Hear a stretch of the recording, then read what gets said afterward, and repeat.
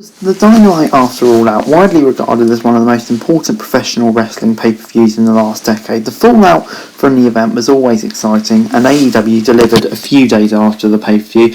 Overall, this episode of Dynamite was incredible, as expected, as we were building to the huge 22nd of September Dynamite. But let's get straight into it, starting off with DUSTIN RHODES versus MALAKAI Black. RHODES brought in it to Black right off the bat with revenge on his mind. It quickly cooled down when it went to the outside and Black sent him through a table. DUSTIN then began a comeback and he took Black to the corner before unloading on him. DUSTIN RHODES then reacted well and came close to ending MALAKAI Black's undefeated streak, however he couldn't, and it ultimately ended with Black getting the Black Mass, which was enough to put him away as DUSTIN RHODES was bleeding from the mouth. I'm going to give this a 7 out of 10. They've just built Black so well, he looks like an absolute monster. Before, we got Eddie Kingston cutting a backstage promo, calling AEW All Out the most important pay-per-view in history. He and Miro kicked it off, and he said that God has no favourite champions and Miro would pay for low-blowing him before CM Punk was out next to a huge pop, and he got right into it and thanked Darby Allin and Sting as he got used to what it chants. CM Punk then asked the crowd if they had watched AEW All Out. He mentioned all of the people who debuted. CM Punk told him that he would let him go, but warned never to do it again. Taz then told him to call out any member of Team Taz, which surprised Punk. The straight edge superstar said he didn't do that, and Taz said he did it on social media. Powerhouse, Hobbs and Hook came out as well. CM Punk challenged all four members to a match and began his next feud on Dynamite, supposedly.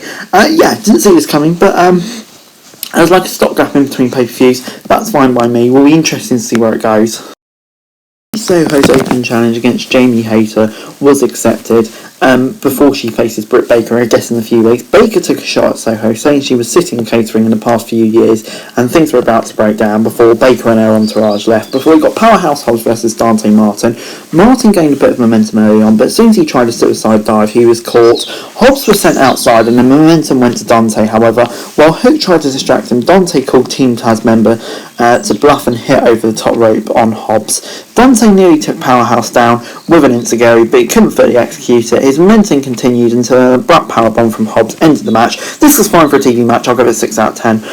Before, Dan Lambert was making fun of AEW's latest signings, calling them short asses, before he took shots at Tony Khan, AEW, and even Judas, Chris Jericho's theme song. He said the only men in AEW were Scorpio Sky and Ethan Page, before John Ross and Tony Schiavone compared him to a crazy old man on commentary.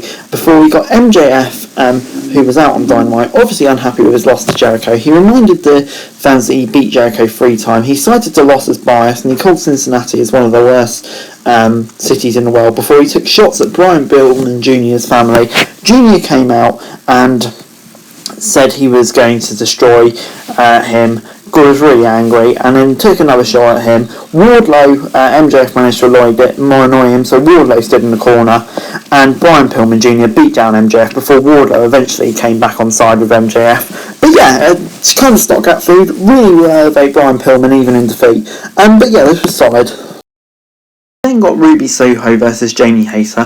Hayter sent her out the ring early on before forcing Ruby into the barricade. Back after the break, Ruby Soho managed to get in control and countered Hayter's DDT and hit a riot kick out of nowhere to pick up the win.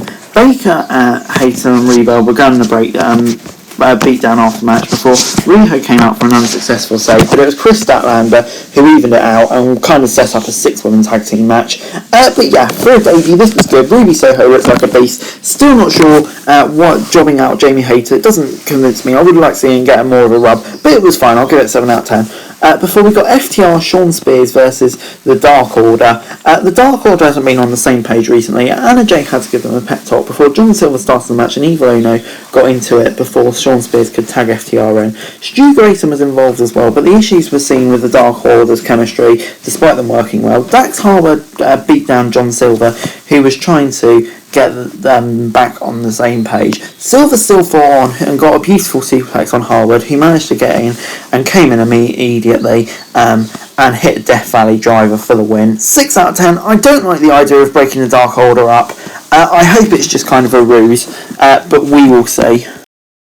Backstage, Tony Blanchard asked Tony Khan to book a match between Shawn Spears and Darby Allin next week. He even teased facing Sting himself in the Battle of the Old Men, which I kind of led to see before. Brian Pillman Jr. was in the AEW doctor's room with Griff Garrison. Pillman Jr.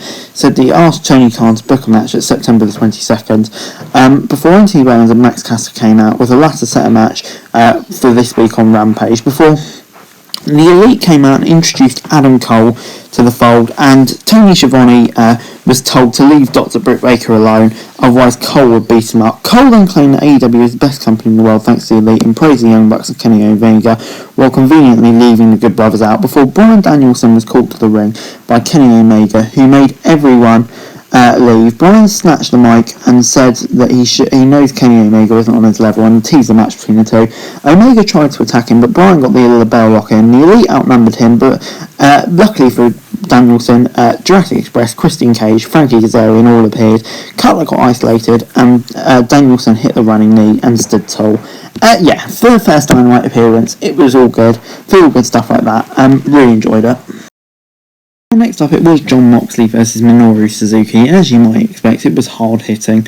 They started hitting headbutts and they both fell, and it looked like they'd given each other concussions before the slugfest started a lot earlier than expected. And although it wasn't fast paced, there were chances of "this is awesome."